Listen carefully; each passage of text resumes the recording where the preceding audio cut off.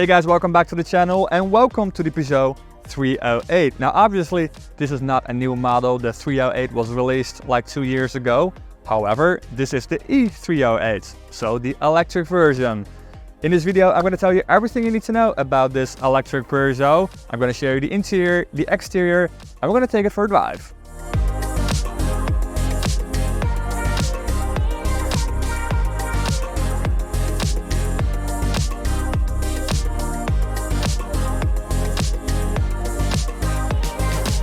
Hey guys, welcome in the all-electric and all-new Peugeot E-308. This car is technically identical to a lot of cars from the Stellantis group, so like the Opel Corsa electric, the Opel Astra electric, the Fiat 600e, you got the Mokka electric, etc, etc. However, this car has the new drivetrain from Stellantis. So this car has an electric motor that produces 165 horsepower and a battery pack that has a capacity of 54 kilowatt hours. Netto it is 51 kilowatt hours, giving this car a range of around 410 kilometers. Now in reality, obviously it will be a little bit less. However, today I'm driving in and around Barcelona and we got the perfect weather condition. So this car actually will do around 400 kilometers according to the digital instrumentation cluster here in front of me. However, if you live a bit up north, if it's a little bit chilly in the winter, this car will probably do more around 300 kilometers or 350 if the weather isn't that bad. Now, like I said, the powertrain on this car isn't particularly powerful. You only got 156 horsepower. I said 165 earlier, right? Well, that's wrong. It's 156 horsepower. So that ain't that much for an electric car. Now, because this car will do 0 to 50 kilometers an hour in only a couple of seconds, this car actually feels pretty zippy, to be honest. Especially if you put the car in sport modes and you really want to put this car into sport mode, and I will explain you why.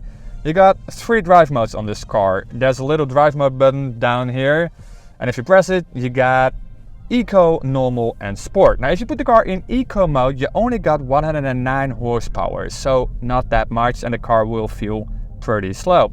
If you put the car in normal mode, you got 136 horsepower, so a little bit better, but still not that much, especially considering the fact that this car weighs around 1700 kilos. So only if you put the car into sport mode, you get the full potential of the powertrain, and then you get 156 horsepower. And only then the car will do 0 to 100 kilometers an hour or 0 to 62 miles an hour in around 9 seconds. Again, that doesn't feel that fast, but because the car will do 0 to 50 kilometers an hour in only a couple of seconds, this still feels like a pretty sporty car. Now let's have a look at the exterior design.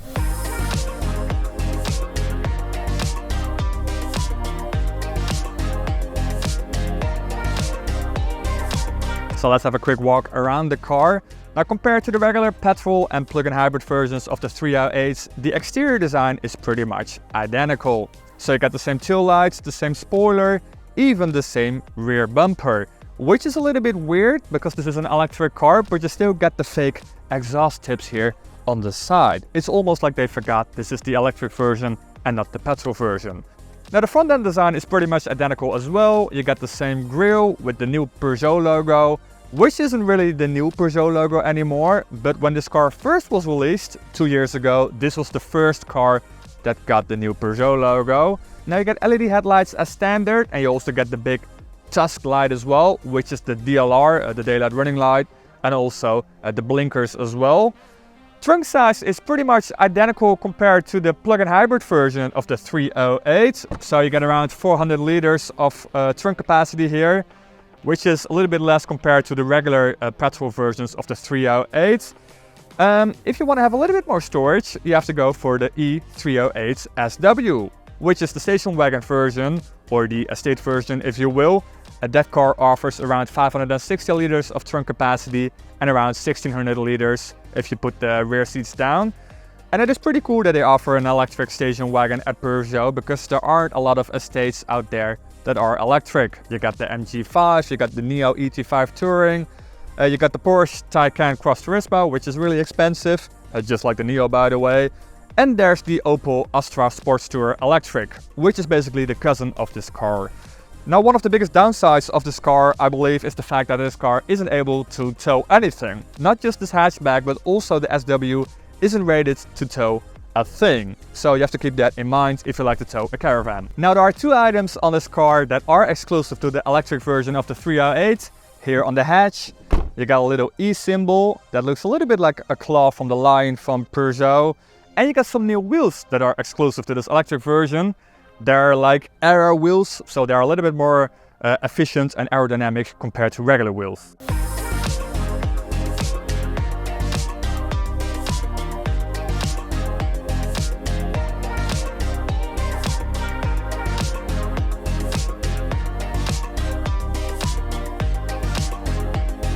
So like I said, the car isn't that powerful, but the car does feel a little bit sporty, mainly because of the iCockpit. Now, the iCockpit means you got a pretty compact steering wheel, and the digital gauge cluster is positioned just above the steering wheel, which is a little bit of an odd setup, but I actually quite like it, but I'm quite used to it because I have driven a lot of Peugeot models.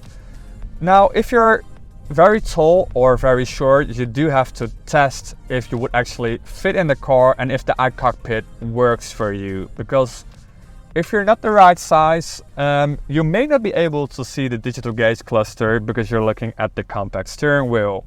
Now, the rest of the interior is identical, obviously, to the regular 308. So you get this infotainment screen with a pretty laggy infotainment system. If I'm honest, it is not that fast. I mean, it is workable, it isn't that slow, but there are a lot of cars that offer better infotainment systems. The system itself is actually pretty easy to use, and you even get these iToggles, which I really like.